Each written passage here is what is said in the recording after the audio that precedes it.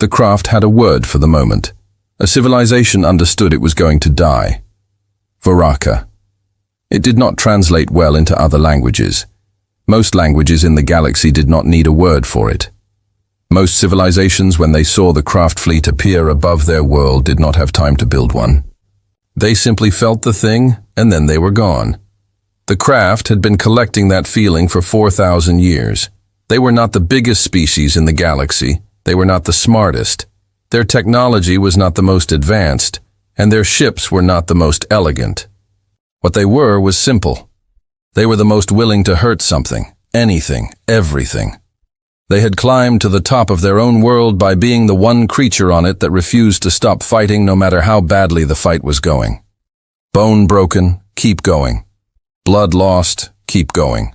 Half dead, keep going. That willingness had taken them to the stars.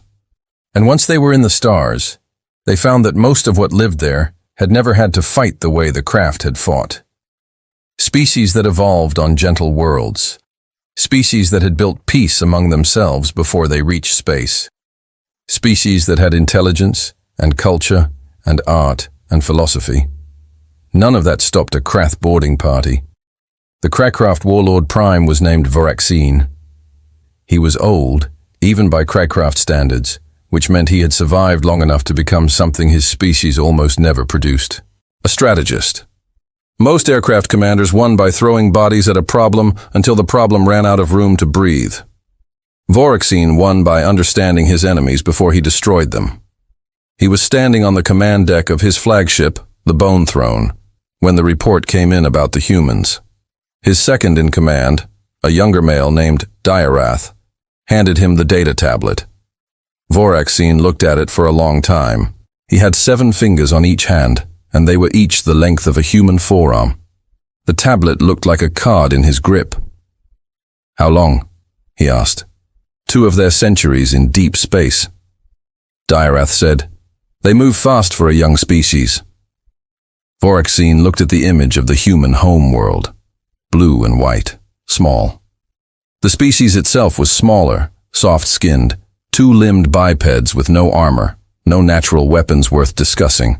Average lifespan barely a century. They had discovered faster than light travel only 200 years ago, and had already spread across 43 star systems. "Any resistance history?" Voraxine asked. "Against other species, minor territorial conflicts. Nothing significant." Diarath paused. "Against each other, extensive. They have been at war with themselves for most of their recorded history." Voraxine set the tablet down. "Send the ultimatum," he said. Commander Alina Vasquez received the craft message at 3:40 hours ship time aboard the UEES Steadfast. She was already awake. She had not slept well in 3 weeks, not since the first long-range sensors had picked up the craft fleet massing at the edge of human space. She read the message twice. It was not complex. The craft did not write complex ultimatums. This one said in the trading language used across the galaxy, "Submit or be removed. You have one of your planet cycles to decide." Her communications officer, a young man named Tors, was watching her face. "What does it say, Commander?" She set the message down on her desk. Outside the viewport, stars burned cold and distant, and completely indifferent to the situation. "It says we have a year," she said. "Torres waited to decide if we wanted to exist," she added. The silence on the bridge lasted about 4 seconds. Then everyone started talking at once. The Galactic Assembly was a body of 31 spacefaring civilizations that had existed for about 2,000 years. It had rules, procedures, diplomatic protocols, and a long history of absolutely failing to stop the craft from doing anything. When humanity applied for emergency membership and requested military support, the Assembly convened within 48 hours. That was fast by Assembly standards. Ambassadors from 11 species appeared on screen before the human delegation. Some of them were sympathetic, some of them were not. The Tenhari ambassador spoke first. The Tenhari were tall, grey, and very old as a civilization. They had survived the craft by giving them what they wanted and staying out of their way. It had cost the Tenhari most of their outer colonies and about a third of their pride, but they were still alive. "We understand your situation," the Tenhari ambassador said. His voice through the translator was flat. "We advise compliance. The craft are not a force that can be stopped. They can only be survived." The human ambassador, a woman named Dr. Priya Akafer, looked at him for a moment. "With respect," she said, "that is the most useless advice I have ever received in my professional life." The Tenhari ambassador blinked his 4 eyes. "You do not understand what you are facing. Tell me." So he did. The Krath had wiped out 14 civilizations, not defeated them, not conquered them, wiped them out the way you wipe bacteria off a surface. The Dorothy had been a species of 8 billion across 12 worlds.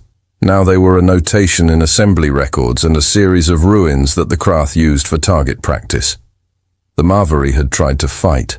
They had a strong military, good ships, brave soldiers. The Kraft had spent 11 years grinding them down planet by planet, until the last Mavari city was rubble, and the last Mavari soldiers were fighting in the ruins with hand weapons, and then the Kraft had glassed the planet from orbit and moved on.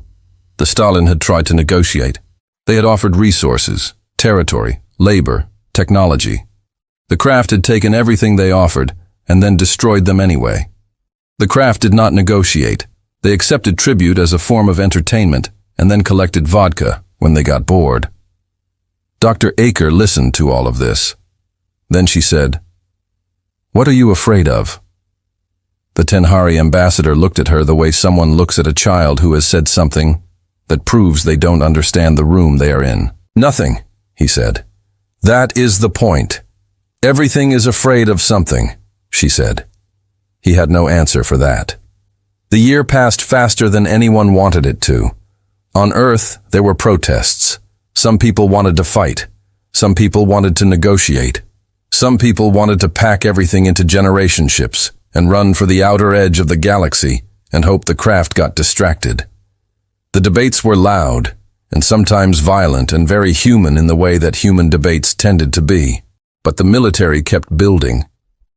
Alina Vasquez spent the year doing 3 things: sleeping badly, reading every piece of craft military data the Assembly had given humanity access to, and training. The craft fought in a specific way. They came in hard and fast, overwhelming the enemy's front line before it could organize.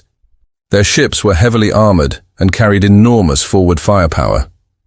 Their boarding troops were 7 to 9 FT tall, covered in natural bone plating under their armor, and strong enough to tear through a steel door with their bare hands.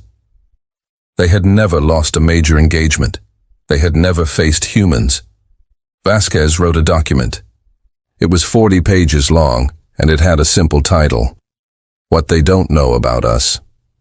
The first line read, "They have never fought something that knew it was going to lose and attacked anyway." The craft fleet entered human space on a Tuesday. Nobody had planned for it to be a Tuesday. The universe does not schedule itself around human convenience. But it was a Tuesday mid-morning on the eastern seaboard of Earth when the long-range sensors lit up across every human listening post from one end of inhabited space to the other. 412 ships. The largest of them was 3 kilometers long. It moved through space the way a glacier moves across a landscape. Not fast, but with the complete certainty that nothing in front of it was going to remain standing. Torres was on the bridge of the Steadfast when the fleet appeared on sensors. He had been awake for 19 hours. He looked at the screen for a long moment. "There are so many of them," he said. "Not to anyone, just to the air." Vasquez was already in her command chair. She had been there for 2 hours. "Yes," she said. "What do we do?" She looked at the screen. 412 ships, each one built by a species that had been doing this for 4,000 years. Each one crewed by soldiers who had never learned to feel fear the same way human beings felt it, because fear for the craft had simply been beaten out of the species by evolution. "We do what we always do," she said. Tours waited. "We make them regret it," she said. Voraxine watched the human fleet on his tactical screen. 61 ships. He had been told to expect 61 ships. He had been told the largest human vessel was 800 mm long, and that their weapons technology was about 40 years behind craft standards. He had been told the humans had made a formal rejection of the ultimatum and were preparing to resist.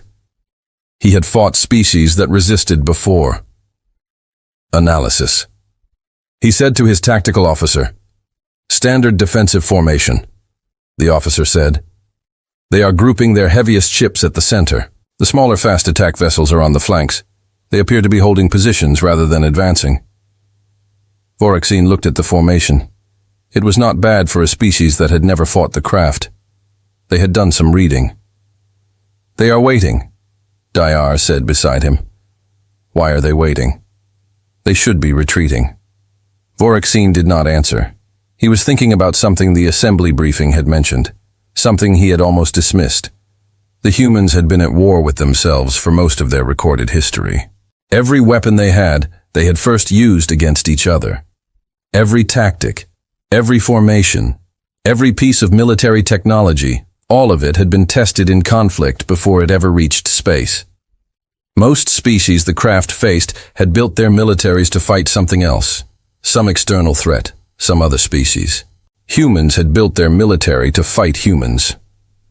"Send the first wave," Vorexine said, but he was still thinking. Vasquez watched the craft formation break. 40 ships peeled away from the main fleet and began their approach run. They came in a standard craft assault pattern, a widespread closing fast, designed to overwhelm point defense systems by attacking from too many angles at once. She had read about this pattern. She had run simulations of this pattern for 11 months. She keeps her calm. All ships execute Plan 7. The human fleet did something the craft tactical officer had not anticipated. It moved backward. Not retreating, not breaking formation. The entire 61-ship fleet began a controlled, coordinated withdrawal, pulling back at a specific speed, maintaining exact spacing between vessels. The craft assault wave followed. It would have been strange not to follow. The humans were running, except they weren't. They were pulling the craft assault wave into a corridor. On either side of that corridor, invisible against the sensor noise of a nearby asteroid belt, 12 human fast attack ships were waiting. They were not the biggest ships in the human fleet.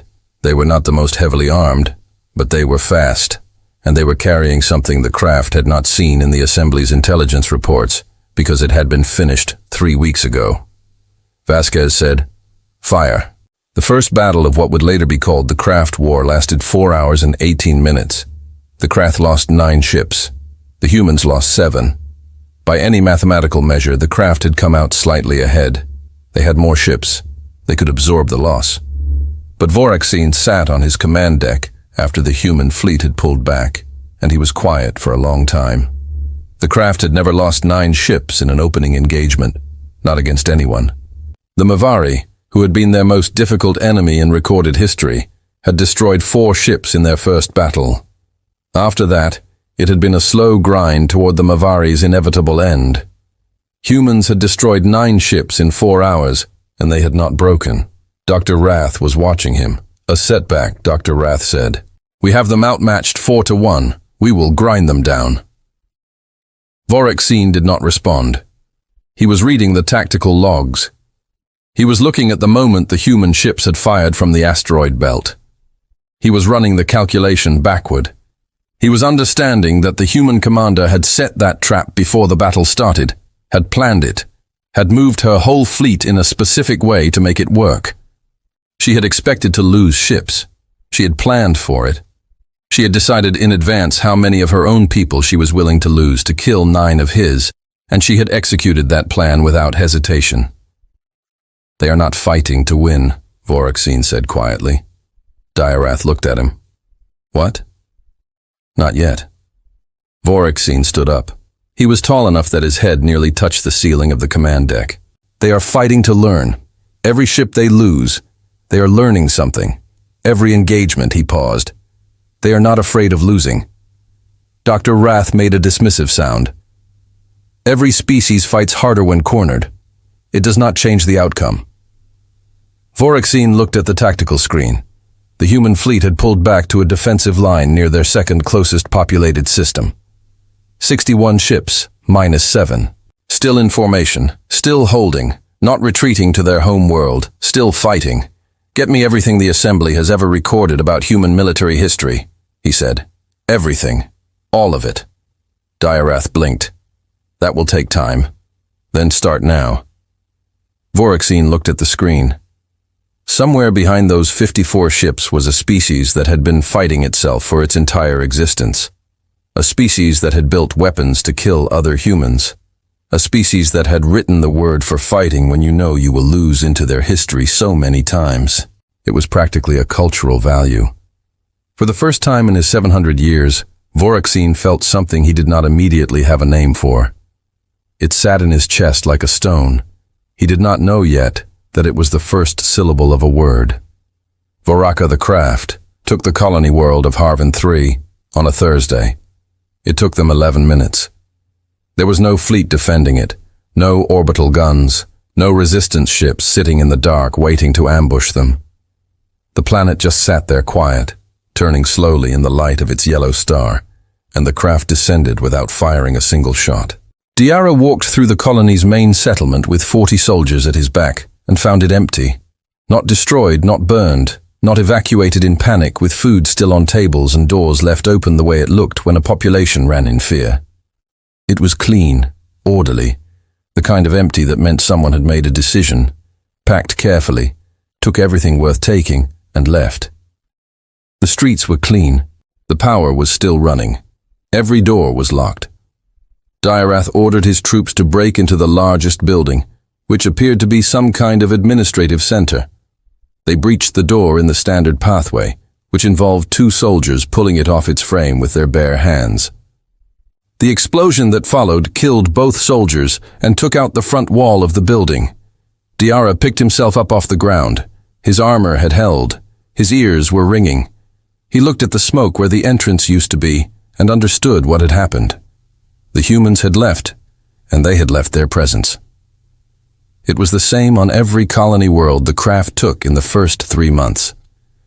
Empty settlements, sometimes lightly defended with small units of human soldiers who fought from cover-inflicted casualties and then disappeared before the craft numbers could surround them. Never a fixed defense.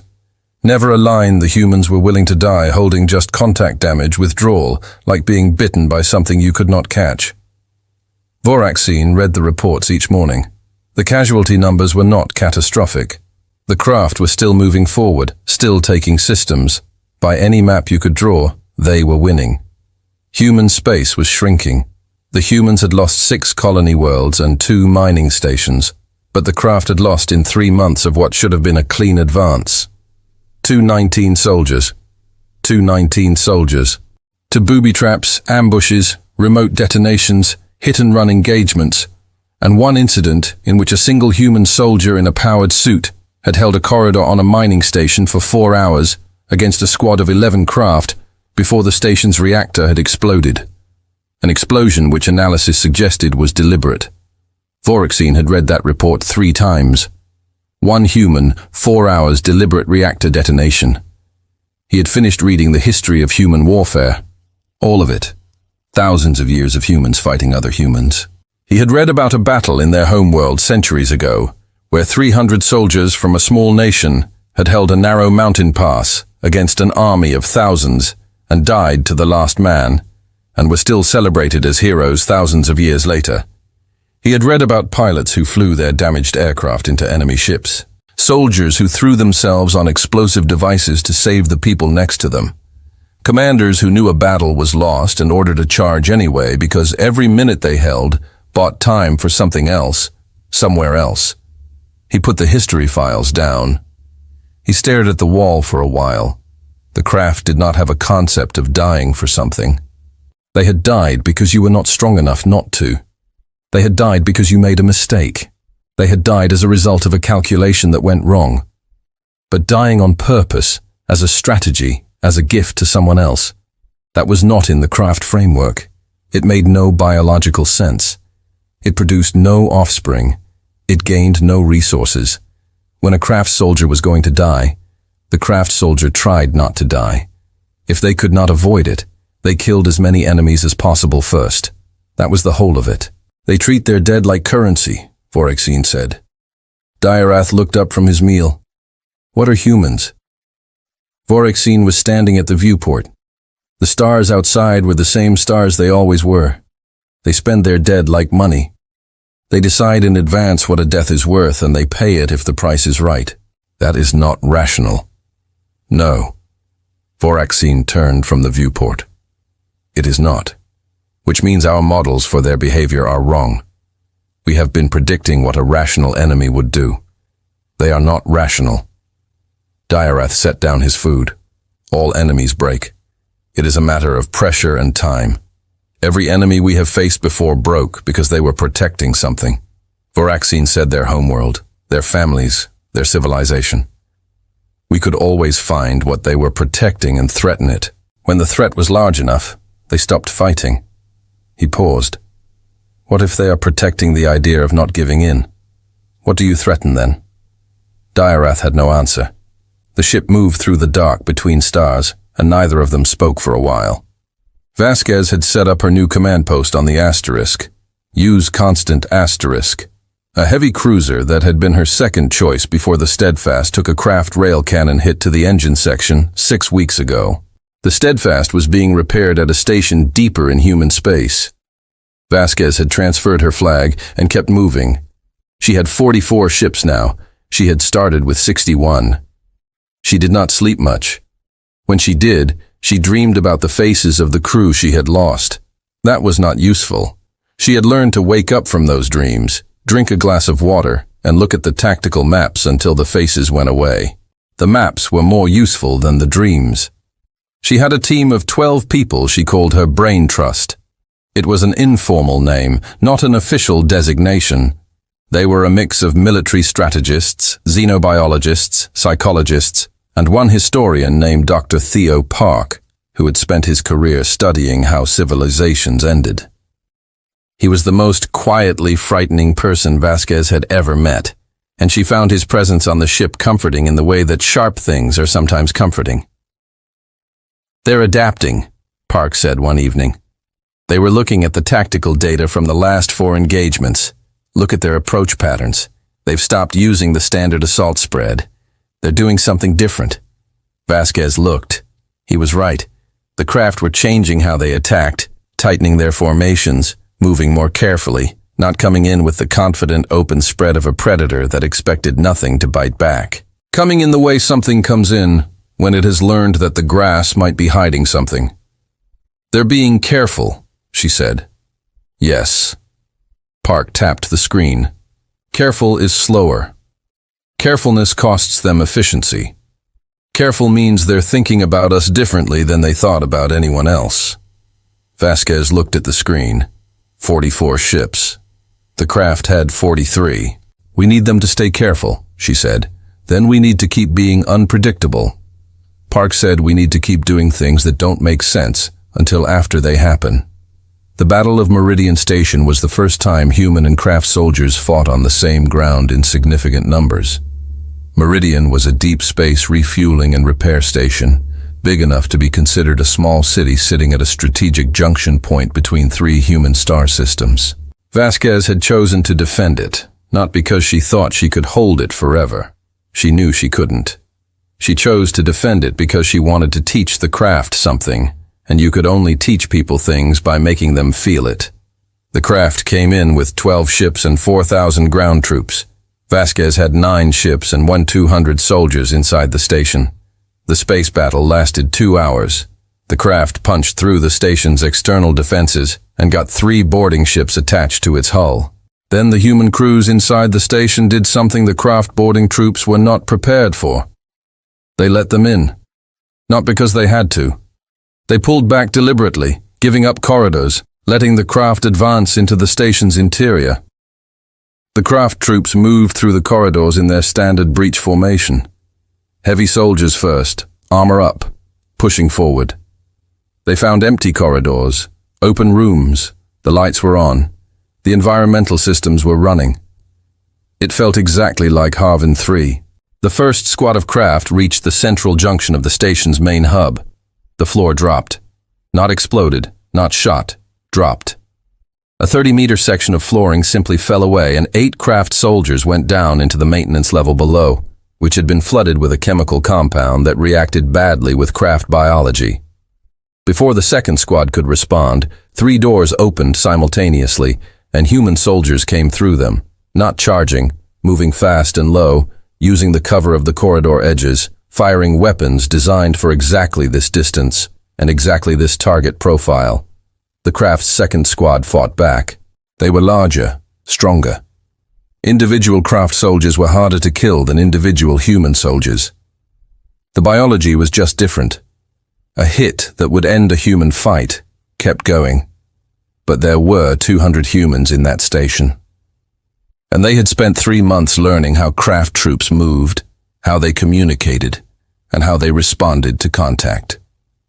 Vasquez had made every soldier in her command watch recordings of every craft engagement in the Assembly's database. They had built replicas of craft equipment in training areas and practiced fighting around it. The craft troops had never seen humans fight before today. The battle inside Meridian Station lasted 9 hours. At the end of it, the craft had taken the station. They had lost 600 soldiers. Vasquez had lost 401. She pulled her remaining forces out through a back docking bay in ships that had been pre-positioned there 2 weeks ago. On her way out, she hit the switch that started the station's self-destruct sequence. Meridian Station came apart in a quiet white flash that the craft flagship recorded on sensors. Where a strategic junction station had been, there was now a cloud of debris. The craft had spent 9 hours and 600 lives to take a piece of infrastructure that no longer existed. Vasquez looked at the flash on the screen. She did not say anything for a moment. 4011, she said finally.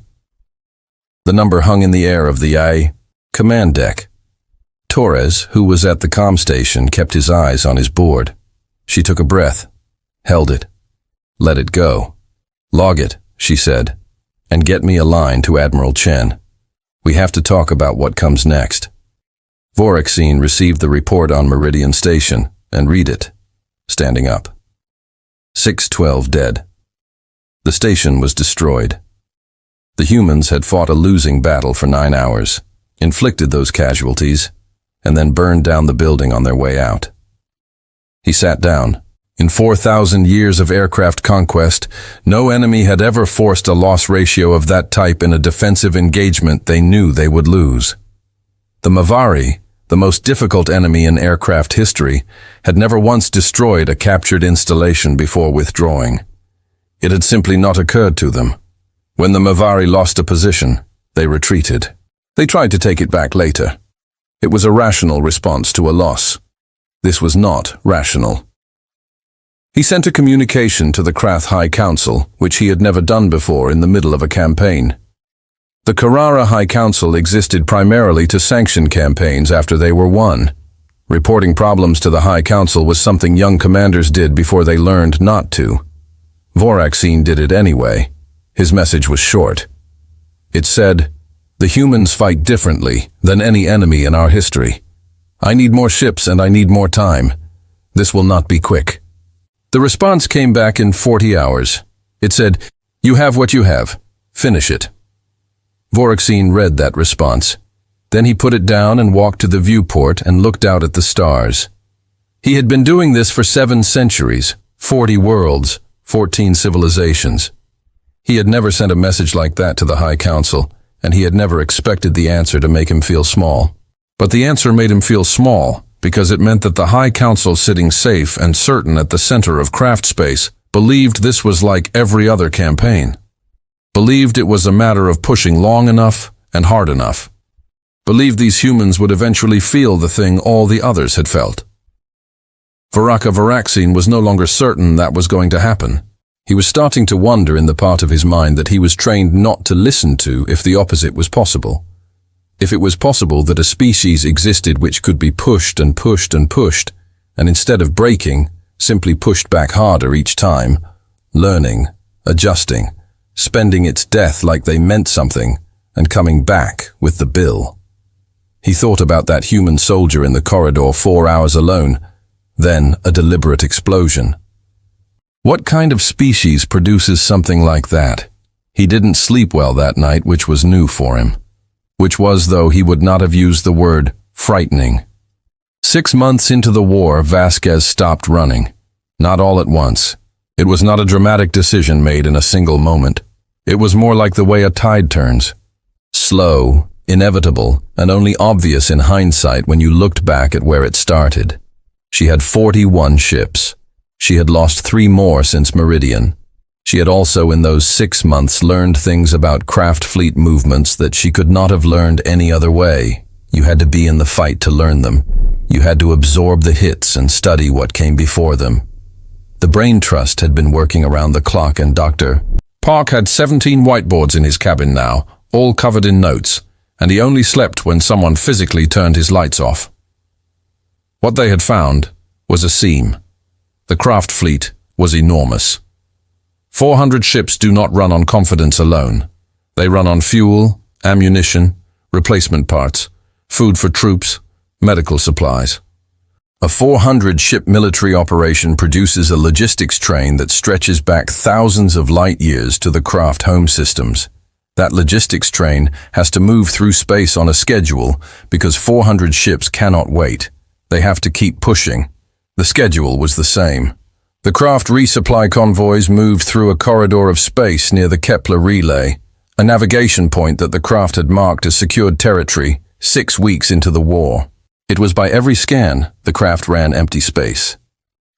No human ships, no human installations, just dark. Vasquez had put 6 ships there 4 months ago and told them to go completely silent. No active sensors, no communications, nothing that could be detected. Just sit, wait, watch. They had watched 31 craft convoys move through that corridor. They knew the schedule. They knew the ship counts. They knew the sensor sweep patterns the craft escort vessels ran, and exactly how long each sweep took, and exactly what the blind spots were.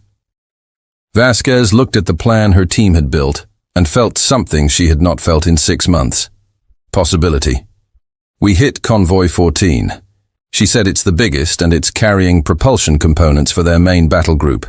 They lose those parts. They lose maneuverability for 6 weeks minimum, while they wait for replacements. Park looked at the plan. If they trace the attack back to us before we're gone, we lose those 6 ships. Yes. And we lose the intelligence advantage. They'll change the convoy routes. Yes. Vasquez looked at him. We've learned what we can learn from watching. Now we have to start making them react to us instead of the other way around. Park looked at the plan for a moment longer. All right, he said. The attack on Craft Convoy 14 lasted 8 minutes. The 6 human ships came out of their silence like something waking up angry, hit the convoy from 3 angles simultaneously, destroyed the 4 escort vessels before the craft could organize a response, and then turned their weapons on the cargo ships. 7 of the 9 cargo ships were destroyed. 2 escaped. The humans were gone before any response fleet could get close. Total human losses, none. Vorexine read the report and threw the tablet across his command deck. It hit the far wall and cracked. Diarath watched it fall to the floor. He said nothing. Vorexine stood in the center of the room with his fists closed and breathing. The loss of those propulsion components was significant, but manageable. Replacement parts were already being dropped. What was not manageable was the implication. Those ships had been sitting silent in what should have been secured space for months, patient, watching. He had never heard of an enemy doing that before. Every species the craft had fought had used their forces actively, had sent scouts they could detect, had built defenses they could find and destroy. These humans had used their ships like held breath. They were there the whole time. Diarath said yes. How many other positions like that are there? Vorexine did not answer because the answer was that he did not know, and not knowing was new and had an unpleasant texture to it. He changed the convoy routes. He added more sensor sweeps. He pulled 2 ships off the front line and turned them into dedicated patrol craft for the supply corridor. Then he got a second message from the High Council. It said, "The campaign is taking too long. Take a human population center. Make an example. End this." He read it twice. He understood what it meant. The High Council was impatient. The High Council wanted to see the look on humanity's face that they had seen on every other face. They wanted the Varaka asterisk. He pulled up the map of human space and found a target. The planet was called New Carthage. It had a population of 600,000.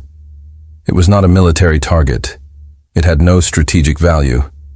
It was a farming colony, mostly flat land, lots of grain, some cattle, a few small cities. The kind of place that exists in every civilization's expansion. Not glamorous, not important, just people living their lives far from anywhere that mattered. Voraxine chose it because it was close to the front line and lightly defended. He did not enjoy this part of the work.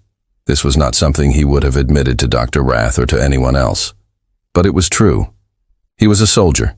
He had been built by his life to destroy military forces. Burning farms felt like something else, something that did not sit clean. But the High Council had spoken, and the High Council did not ask how things felt. He sent a detachment of 30 ships toward New Carthage. He did not know that Vasquez had predicted this. Park had been the one to see it. He had been reading craft history, not their military campaigns, which had been thoroughly analyzed, but their political history. The structure of craft leadership, how the High Council functioned, what it did when campaigns ran long. They have a pattern, he had told Vasquez 2 months ago, standing in front of one of his whiteboards. When a campaign takes more than a certain length of time, the High Council pressures the field commander to produce a symbolic victory, something visible, something that looks like dominance rather than just progress. They've done it in 7 of the 14 major campaigns in their history. Vasquez had looked at the whiteboard, a civilian target. Yes, usually the closest significant population center that can be hit without diverting too many forces from the main push. She had looked at the map for a long time. New Carthage, she said. That would be my guess. Park said, "It's close, it's soft, and it's visible enough to be a statement."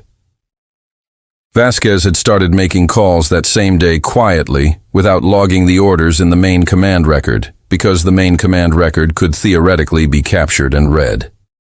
She had moved a civilian evacuation through New Carthage over the following 6 weeks.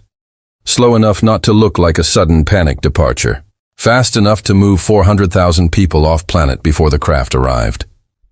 The remaining 200,000 were military volunteers, and a portion of the population who had refused to leave, and those people had been given the choice 3 times, and on the 3rd time Vasquez had stopped asking.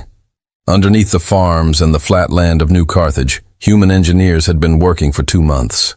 The craft detachment arrived at New Carthage and immediately detected the population reduction. Sensors showed significantly fewer heat signatures than recorded population data suggested. The detachment commander, a mid-rank officer named Scar, sent an alert back to Voraxine and then decided to proceed. It looked like a partial evacuation. Some people had run, some had stayed. This was normal. This was what civilians did. He brought his 30 ships into orbit. His ground forces began their descent in landing craft. Standard approach, 40-degree entry, dispersed formation, each craft carrying 100 soldiers. The landing craft were about 300 meters above the surface when the ground opened up. Not in one place, in 40 places simultaneously. Launch tubes installed over 2 months of careful work fired surface-to-air weapons straight up. 19 craft landing craft were destroyed before they reached the ground. The soldiers who survived the landing hit the surface and found it defended. Not by a militia, not by civilians with light arms, by soldiers dug in, prepared. Every field and every street and every building had been turned into a defensive position. Scar pulled his ships into attack formation and began orbital bombardment to support the ground troops. The bombardment hit decoy positions. The human soldiers had been moving since the craft landed, shifting, never staying where they were when the last scan was taken. The orbital guns were firing at empty trenches and abandoned buildings and carefully constructed false heat signatures. The ground battle lasted 2 days. Then Vasquez arrived. She had been waiting at the edge of the system with 20 ships outside craft sensor range. When the craft detachment was fully committed to the ground operation with its attention split between the surface fight and the orbital support, She brought her fleet in from behind the planet's moon. 20 ships against 30. Better odds than she had worked within months. The battle in orbit lasted 6 hours. The craft lost 19 ships. Vasquez lost 4. The 11 remaining craft ships broke off and ran. In craft history, going back 4,000 years, a craft military force had never broken off and run from a human-sized engagement. Vasquez watched them go on her tactical screen. The bridge of the Constant was quiet, the kind of quiet that has weight in it. Tor said very softly, "Did we just?" "Yes," Vasquez said. "News travels fast in a galaxy that has had faster than light communication for 2,000 years. The Battle of New Carthage was in assembly channels within 18 hours. Within 48 hours, it had been transmitted to every member of civilization's news network. Within a week, it was the most discussed event in the assembly since the craft had first appeared at the edge of known space. The Tenhari ambassador, the same one who had told Dr. Akafer that the craft could only be survived, requested an emergency session. At that session, he said something that no Tenhari official had said out loud in recorded memory. "We would like to discuss the possibility of material support for humanity's defense effort." Dr. Akafer, who had been sitting in assembly sessions for 6 months, listening to politely worded expressions of sympathy that came with absolutely nothing attached to them, looked at the Tenhari ambassador for a long moment. "I thought the craft couldn't be stopped," she said. "Only survived." The Tenhari ambassador had the good grace to look like. He understood the rebuke. "We may have been working from incomplete information," he said. 2 other member civilizations made similar offers before the session ended. Small things, fuel supplies, access to repair facilities outside human space. Nothing that constituted an alliance, nothing that put anyone else in the direct path of the craft's response. But something had shifted. The assembly had spent 4,000 years understanding that the aircraft were the most dangerous thing in the galaxy. That understanding had been the background radiation of galactic politics for longer than most current civilizations had been in space. It was the thing everyone knew, and now one argued with because arguing with a fact was pointless. New Carthage had cracked the fact, not broken it, not disproved it, just put a hairline fracture in it that let a little light through. Voraxine received the report on New Carthage alone. He had asked Dirath to leave the command deck. He had not explained why, and Diara had not asked. He read the numbers. 19 ships destroyed, 11 in retreat.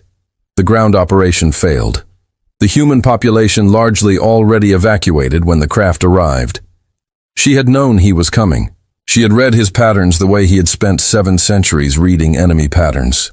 She had studied him, predicted him, set a trap designed specifically for the move he would make under specific political pressure. He sat for a long time. He thought about what it meant that a human commander had understood craft political pressure. Well enough to predict his tactical decisions 2 months before he made them. It meant she had studied the craft the way the craft studied prey. It meant she did not think of the craft as an unstoppable force. She thought of the craft as a problem. Voraxine had destroyed 14 civilizations. In all that time, no enemy had ever treated the craft as a problem to be solved. They had treated the craft as a disaster to be endured or escaped. This human woman was treating him like a puzzle, and she was solving it. He pulled up his communication terminal and started composing a message to the High Council. Not a report, a recommendation. It said we should discuss terms. He deleted it. He wrote it again. He deleted it again. He sat in the dark of his command deck for a very long time, and then he made a different decision. The kind of decision that felt like stepping off a ledge in the dark, not knowing how far down the ground was. He was going to end this himself. Not by retreating, not by negotiating, by committing everything he had to one decisive engagement. Crush the human fleet completely, take their home world, deliver the High Council what they wanted, or find out finally and completely what this species was made of. He began drafting orders for a full fleet advance toward Earth. Somewhere in human space, Vasquez was looking at the same tactical map and reaching the same conclusion. They were moving toward each other. Now, the last question was who had spent the past year learning more. 381 ships. That was what the long-range sensors showed when the craft fleet committed to its final advance. Vasquez stood in front of the tactical display and looked at the number for a long time without speaking. Behind her, the bridge of the Constant was so quiet she could hear the ventilation system running. 381 ships moving in a formation that stretched across 400,000 kilometers of space, heading for Earth at a pace that said they were not in a hurry, not because they were being careful, but because they were not afraid of anything that might be waiting for them. Tours broke the silence. "How many do we have?" 53, Vasquez said. He didn't say anything after that. She had spent the 3 weeks since New Carthage doing two things simultaneously. The first was building. The second was asking. The building was a weapons program that her chief engineer, a short and permanently exhausted woman named Commander Yuki Seido, had been working on for 4 months in the repair bays of a station so far from the front line that the craft didn't know it existed. Seido had not slept well in 4 months. She had also not complained once, which Vasquez found both admirable and slightly worrying. What Seido had built were not larger guns. They were not better shields. They were smaller and faster, and designed to do one specific thing that nothing else in the human arsenal could do yet. The asking was harder. Vasquez had transmitted a direct personal message to the ambassadors of the Tenhari, the Stalin survivors, the Mavari survivors, and 9 other civilizations that had reason to want the craft stopped. The message was not diplomatic in the formal sense. It was short and honest. It said, "They are coming for us in 3 weeks with everything they have. If we lose, you're next. Not eventually, soon." I am not asking for your full military. I am asking for any ships you can spare and the willingness to stand beside us once in the history of this galaxy. You will not get another chance to make this choice. 8 civilizations sent nothing. The Tenhari sent 12 ships. A civilization called the Vet, small and quiet and mostly known for their astronomical research, sent 4 ships crewed entirely by volunteers. Their ambassador had transmitted a note alongside the ship manifest. It said, "We have watched the craft take everything from everyone for 2,000 years. We would like at least once to have done something about it." Vasquez read that note 3 times. She sent back, "Welcome to the fight." Voraxine watched his fleet advance and felt for the first time in a long time like himself again. This was what he was. This was what all of it had been building toward. The supply raid, New Carthage, the long months of bite and retreat, all of it was about to become irrelevant. He had 381 warships, and the humans had, according to his best intelligence, somewhere between 50 and 60. Even with the Tenhari ships, and whoever else had answered their request, they could not reach numbers that made this survivable for them. The math was simply math. He stood at his viewport and watched his fleet move through space and let himself feel good about it just for a moment. Dr. Rath was at the command console running final checks. All ships confirm advanced formation. Estimated contact in 19 hours. Good. The High Council has been monitoring our position updates. They are pleased. Voraxine almost smiled at the pause around that word. The High Council being pleased was a sensation he had not experienced in some months. "They should be," he said. He did not say what he was also thinking, which was that the thing that had kept him awake for weeks was still there. The human commander had predicted his move at New Carthage 2 months before he made it. She had been inside his head in a way no enemy had ever been. She would know this was coming. She had known every other move was coming, and she had planned for each one. What had she planned for this? He pushed the thought down. There was nothing to plan for this. The math was the math. Vasquez called the full briefing 14 hours before contact. Every commanding officer in the combined human and allied fleet attended via screen. 61 faces. The Tenhari commander was a tall, gray figure who kept his expression carefully neutral. The 4 vet captains looked to Vasquez like scientists who had decided to do something completely out of character and were holding their nerve through sheer stubbornness. She liked them immediately. She stood in front of the tactical map and explained the plan clearly and without decorating it. "They are going to hit us with everything," she said. "We are not going to let them." She moved through it, step by step. The human fleet would not form a standard defensive line. A defensive line against these numbers was just a slower way to lose. Instead, the fleet would split into 7 groups and operate independently, each one with its own target assignments and its own authority to maneuver. No central formation to break, no single point to overwhelm. 7 separate problems. She watched the faces on screen as she said this. Some of them understood immediately. Some of them had questions. She answered the questions plainly. Then she showed them the second part. "In the past year, we have collected sensor data from every engagement with the craft fleet." She said, "We have mapped their command communication patterns. The craft fleet command structure requires constant active communication between the flagship and 12 command vessels to function. Those 13 ships are always within a specific distance of each other, because their communication system doesn't work beyond that range." She highlighted the 13 ships on the tactical display. If those ships are destroyed or disabled simultaneously, the craft fleet loses coordinated command. Individual ships can still fight, but they cannot execute complex fleet maneuvers.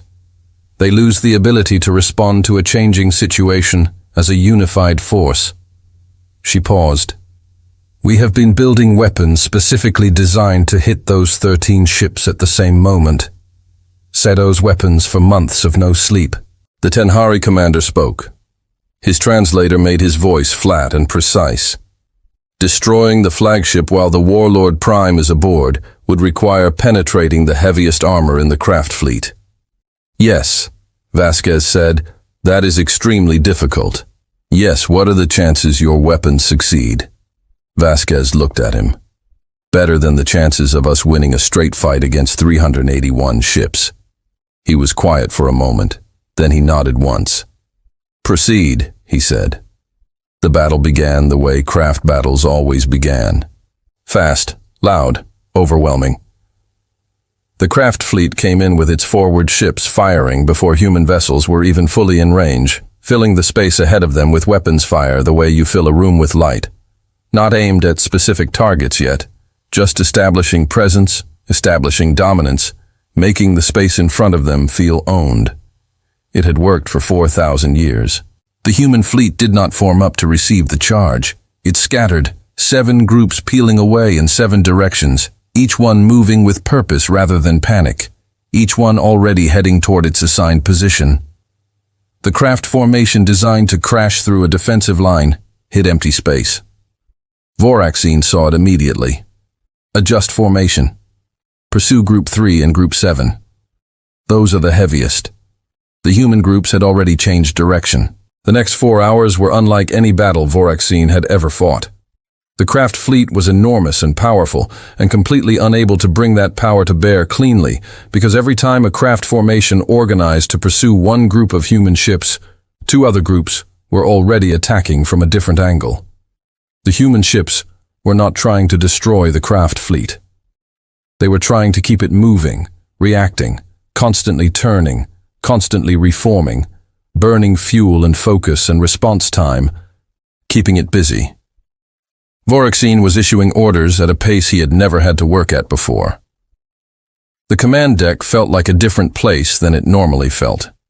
Loud, hot, 3 different tactical officers talking at once. He did not see Sedo's weapons coming. Nobody did, because that was what they were built for. They were small, smaller than standard missiles. They moved faster than anything in the craft sensor library, and they were coated in a material that scattered sensor returns. They had been launched from 6 different human ships at 6 different moments over the past 2 hours, aimed at pre-calculated intercept positions, not chasing their targets, but arriving where their targets would be. 12 of the 13 command ships were hit in a window of 4 seconds. The 13th took an additional 8 seconds because its captain had moved it slightly out of predicted position. The flagship, the Bone Throne, took 4 simultaneous impacts on its command section. A Voraxine was thrown across the command deck. He hit the far wall and dropped. The lights went red. The noise was enormous. And then it was not in the way that very loud things leave a silence behind them. He lay on the floor of his command deck and looked at the ceiling. Diarath. He turned his head. Diara's console had taken a direct hit. There was nothing there worth looking at. Voraxine looked at the ceiling again. His ears were ringing. His left arm was broken. He could tell by the way it sat when he tried to move it. He got up anyway. Without coordinated command, 381 craft ships became 381 individual decisions happening simultaneously with no shared logic. Some captains pushed forward aggressively. Some pulled back to regroup. Some tried to protect the damaged flagship. Some tried to find the human ships that had fired the weapons. They got in each other's way. Friendly fire incidents broke out in two sectors of the battle as craft ships maneuvered without knowing where their own forces were moving. Vasquez had been waiting for this exact moment. All groups execute Phase 2. The 7 human groups stopped scattering. They turned all of them at once from 7 different angles, driving into the disorganized craft formation with every weapon firing. The next 2 hours were the most brutal of the war. The craft ships were still powerful. Individual craft captains were still good. Many of them found each other and formed up in small groups and fought with everything they had. But they were reacting to humans now. Vasquez dictated where the fight went. She had spent a year learning to react to the craft. She had spent that same year building the ability to do this, to make them react to her instead. Every human group knew where the other 6 were. The craft did not know where anything was. The asterisk constant took 3 hits. One of them opened a section of the crew deck to space. Vasquez felt the ship shudder under her feet and kept issuing orders. To bleeding from a cut on his forehead, kept his hands on his board, and kept working. It was not clean. It was not how battles looked in simulations. It was loud and costly and terrifying, and it kept going long past the point where Vasquez had started losing track of which ships had gone silent on the comm network. She did not look at the casualty list. Not yet. Not now. Later, Voraxine restored partial command communications 90 minutes after the strike. In those 90 minutes, he had lost 63 ships.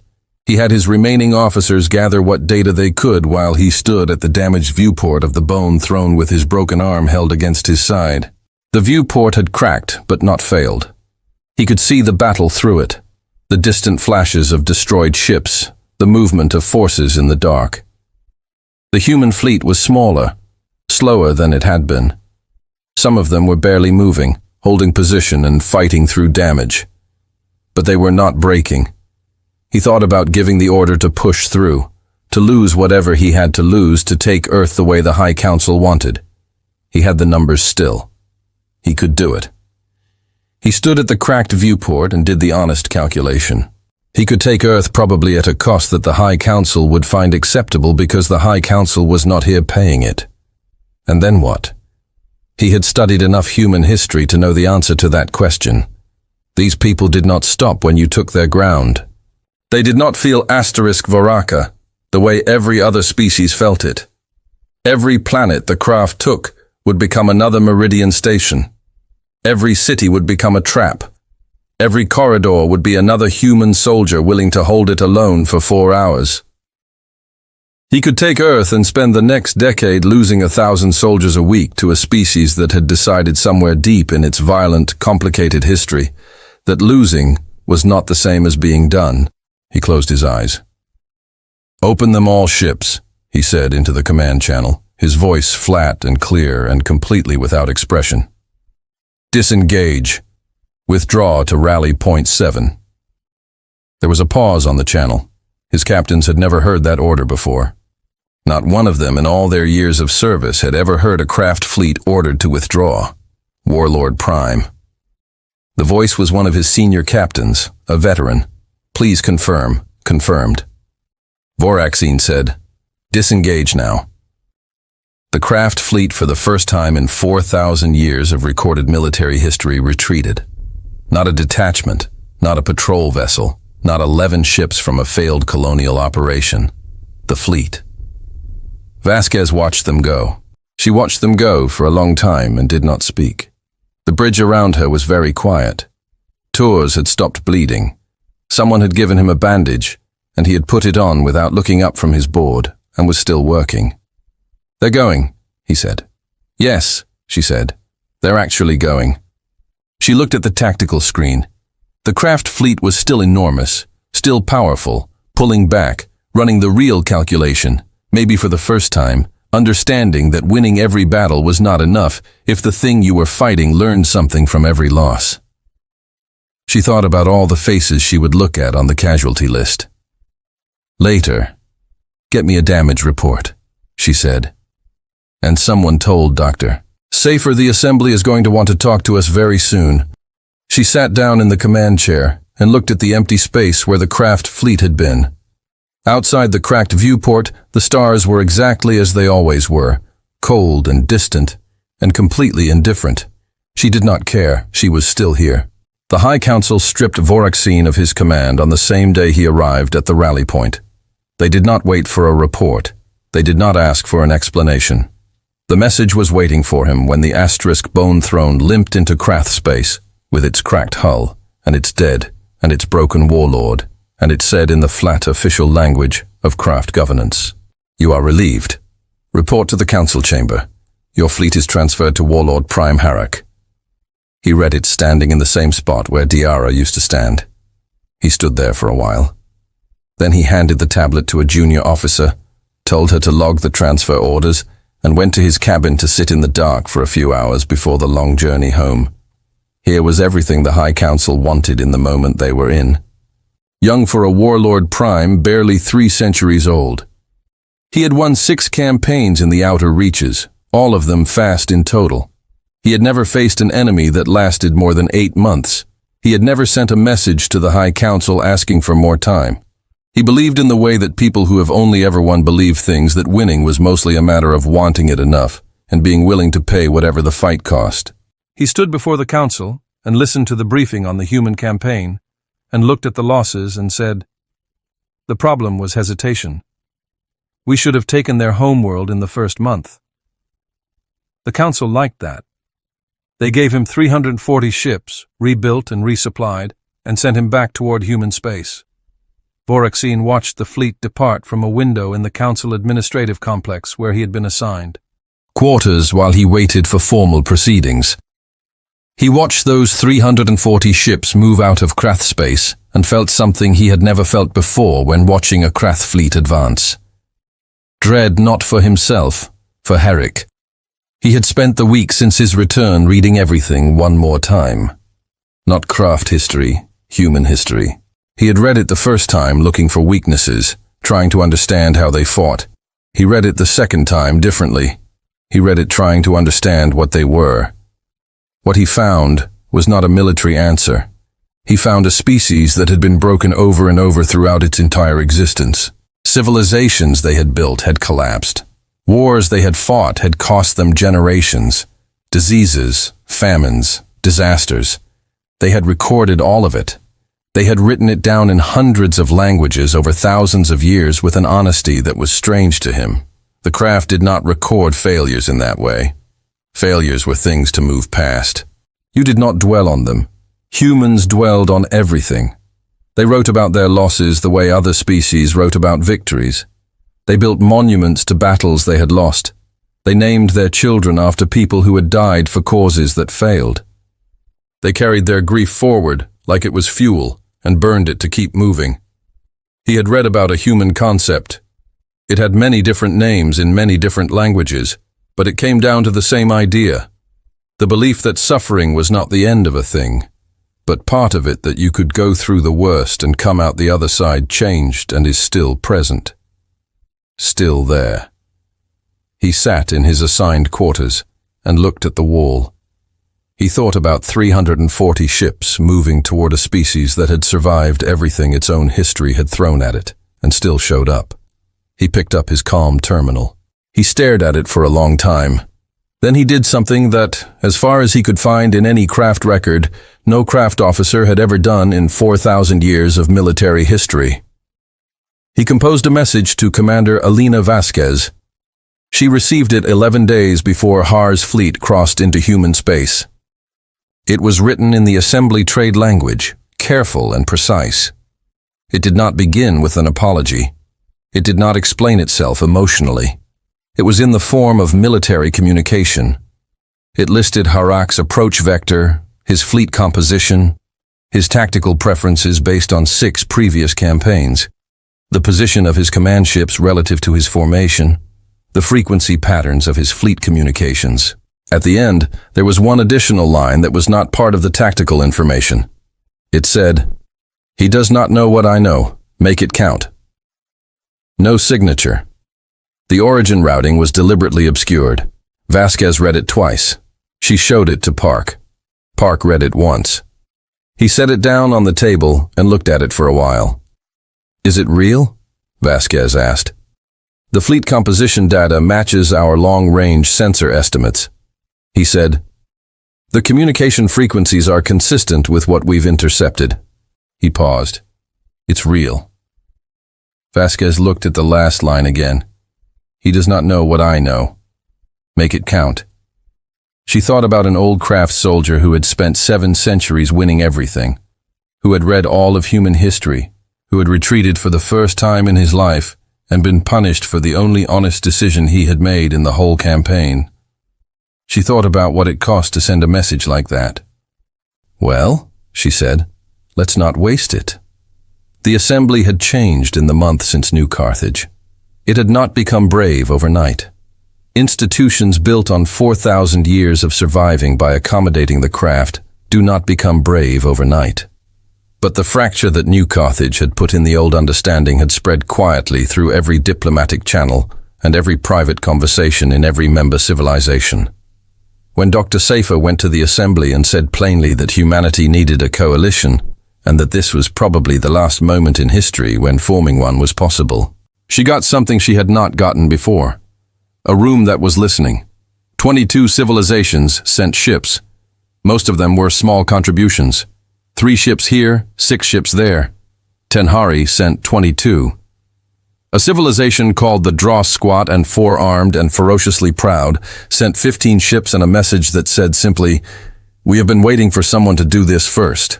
The combined fleet that met Harak's 340 ships numbered 186. Still outnumbered, still showing up, Harak's first mistake was his formation. He brought his fleet in the way he had always brought his fleet in: fast, overwhelming, confident, a broad assault spread, designed to crash through resistance and keep going.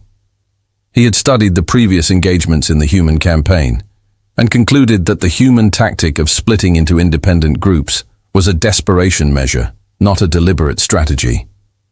He planned to pursue each group individually and destroy them one at a time. It was a reasonable conclusion from the available evidence. It was completely wrong. Vasquez had known his command ship's position before the battle started. She had known his communication frequencies. She had known from the tactical information in the unsigned message that Harak kept his command ships tightly grouped at the center of his formation because he believed the center was the safest place, and because he had never had a reason to think otherwise. She did not wait this time. She hit the command ships in the first 8 minutes. Not with Sado's specialized weapons. Those had taken 4 months to build and the supply was limited. With everything, she put every ship she could spare onto a direct intercept course for the center of the craft formation and ordered them to ignore everything else. The craft forward ships turned to engage. They were faster. They would catch the human vessels before they reached the center. They would have, except the Tenhari ships were already there. The Tenhari had spent 2,000 years watching the craft fight. They had, in all that time, accumulated a detailed understanding of craft tactics that they had never used for anything except figuring out how to stay out of the way. Under different circumstances, that knowledge would have stayed unused forever. They are using it now. The Tenhari fleet hit the Krath forward ships from an angle that the aircraft had never had to account for because the Tenhari had never been an enemy before. It took 4 minutes. 4 minutes was enough. Her command section took 11 simultaneous impacts and went dark. The battle lasted 7 hours. It was the largest engagement in galactic history since a war that had ended 800 years ago between 2 civilizations, neither of which still existed. 186 ships against 340. The numbers were still wrong. They stayed wrong the entire time. It did not matter. The craft fleet without command coordination was a different thing than the craft fleet with it, not helpless. Individual craft captains were still dangerous, still experienced, still completely willing to fight. But there were 340 individual decisions instead of one. They could not respond to the coalition's movements as a unit. The coalition could. Vasquez had spent a year building something she could not have built any other way. Not ships, not weapons. An understanding of how to fight the craft so specific and so detailed that it had become its own kind of advantage. She knew how individual craft captains would react when their command structure failed. She knew which ones would push forward and which ones would pull back. She had written 30 pages of behavioral profiles based on recorded engagement data. Her fleet moved through the craft formation with that knowledge. The way you move through a familiar room in the dark. Herrick was dead 4 hours in. His ship had taken too much damage to contain its own reactor. The explosion took 2 neighboring craft vessels with it. After that, the craft fleet did something that Voraxine's fleet had taken 700 years and one deeply honest warlord to do. It broke. Not an ordered withdrawal, not a strategic retreat. Individual ships turning and running, each one making its own calculation. Nobody coordinating, the formation dissolving into scattered flight. The coalition did not pursue far. They were too damaged for a long chase, and Vasquez was not interested in running the numbers down to the last ship. She needed the survivors to go home and report what had happened. She needed the High Council to understand. "Let them go," she said. Tours looked at her, all of them, enough of them. She looked at the tactical screen, the scattered red dots that had been a Craycraft fleet moving away in every direction. They need to deliver a message. The message arrived at the Krath High Council chamber 9 days later. It was not a formal communication. It was the accumulated sensor logs and combat records of 131 surviving craft captains, each one reporting independently, each one describing the same thing from a different angle. The High Council read the reports in session. Then they sat in silence for a while. Of the 340 ships Herrick had taken to human space, 49 had made it back. 218 were destroyed. The rest were scattered, unreported, possibly destroyed, and possibly still running. The coalition had hit their second warlord prime in 2 engagements. The fleet that had seemed 8 months ago like an unstoppable force moving toward a foregone conclusion was now less than a third of what it had been. The oldest member of the High Council spoke first. He was ancient even by craft standards, which meant he had survived long enough to understand things that younger craft did not. He said, "Send for Voraxine." They found him in his quarters reading. The book was a history of human conflicts in their homeworld, translated into craft script by an assembly language service. He had been reading it for 3 days. He put it down when the council officers came for him. He walked into the council chamber without being told what was coming. The oldest council member looked at him for a long moment. "You tried to tell us?" the old craft said. "Yes," Voraxine said. "We didn't listen." No, the chamber was quiet. Outside its windows, the Krath homeworld turned in its star's light. A beautiful world, old, scarred by the wars that had made the craft what they were, but still standing, still full of people going about their lives. Voraxine looked at it through the window. "What do you recommend?" the old council member asked. It was the first time in 4,000 years that the High Council had asked a field commander that question about a campaign against a species that was still alive and fighting. Voraxine thought about Alina Vasquez. He thought about the human soldier who had held a corridor alone for 4 hours. He thought about the monument builders and the grief carriers and the people who wrote their losses down and named children after their dead. He thought about the one line at the end of an unsigned message. Make it count. Talk to them. He said the negotiations were conducted by Dr. Priya Akafer on the human side and a craft diplomat on the other, with the Tenhari serving as neutral observers, which was an irony that Dr. Akafer appreciated more than she showed. They lasted 3 months. The final agreement was not a craft surrender. The craft did not have a cultural framework for surrender, and Vasquez and Acafer had both agreed that trying to force one would create a resentment that would outlast the agreement itself. Instead, it was a cessation of hostilities, a return of occupied territories, and a framework for future contact. It was not a perfect agreement. No agreement that ends a war between species who nearly destroyed each other can be perfect. It had gaps and weaknesses, and things both sides had argued about until everyone in the room was exhausted. It was, however, real. Dr. Acafer signed it in the assembly chamber on a Tuesday, which seemed appropriate. Voraxine watched the signing from craft space on a broadcast screen. He was no longer in his quarters. He had been returned to a role that was something between advisor and historical curiosity. The High Council listened to him now in a way they had not listened to him during the campaign. That was the craft way to hear the lesson only after the cost of ignoring it had already been paid. He watched the human ambassador sign the agreement and thought about what he had felt in the months of this campaign that had no name in the craft language. He had found a name for it eventually in a human history text. A human word for a feeling that the craft had spent 4,000 years distributing across 14 civilizations, like a tax collected from the universe. Humility, not weakness, not defeat in the sense he had always understood defeat, something else. The particular kind of clarity that came from facing something you could not simply overpower and having to become different because of it. The humans had not made him feel like an asterisk Varaka asterisk.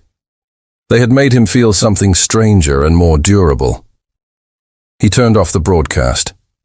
He picked up his book. Outside his window, the Krath home world turned in the light of its star, old and scarred and still standing.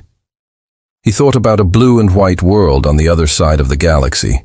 Small, soft, full of people who had been building weapons to use on each other since before they knew the stars were there to reach, and who had looked up at the craft fleet with all its 4,000-year certainty and decided collectively that losing was not the same as being done. He thought about that for a long time. Then he started reading again. Somewhere in human space, in a repair bay that still smelled of welding smoke and recycled air, Commander Alina Vasquez sat in a chair with a cup of cold coffee and read through the casualty list she had been putting off for 3 months. She read every name. It took a long time. When she was done, she sat in the quiet for a while. The repair bay hummed around her. Somewhere down the corridor, Torres was laughing at something, his voice carrying through the thin walls the way voices do on ships. She folded the list. She put it in her jacket pocket close to her chest. She picked up her coffee, found it cold, and drank it anyway. Outside the viewport, the stars were the same stars they always were. She was still here. That was enough.